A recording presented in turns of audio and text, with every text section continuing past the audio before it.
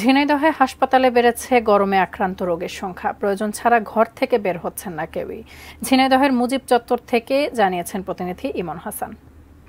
বর্তমান দেশের উপর দিয়ে বয়ে চলা তাপপ্রবাহের ফলে সাধারণ মানুষের জনজীবন কিন্তু স্থবির হয়ে পড়েছে। একটু জানিয়ে রাখি, ঠিক এই মুহূর্তে আমি অবস্থান করছি ঝিনাইদহের মুজিব চত্বরে।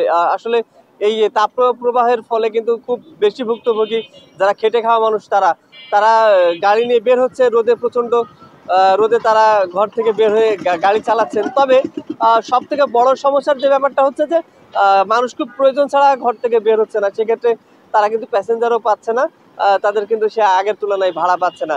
আর একটু জানিয়ে রাখি, ঝিনাইদহের যে সকল রেল আছে আমরা যোগাযোগ করেছিলাম, তো এখন পর্যন্ত আমাদের জানা মতে কোনো কোথাও রেলের অসুবিধা হয়নি বা রাস্তা কোথাও বাঁকা হয়ে যায়নি। তবে আমরা সদর হাসপাতালে গিয়েছিলাম, সেখানে খোঁজ দিয়ে দেখেছি যে গরম জনিত রোগ নিয়ে বিভিন্ন রোগীরা ভর্তি হচ্ছেন এবং যেটা বেশি মাত্রায় ভর্তি হচ্ছেন। পাশাপাশি ঝিনাইদহের যে সকল মহাসড়ক রয়েছে, মহাসড়কের কিন্তু পিচ গলে যাচ্ছে গরমে।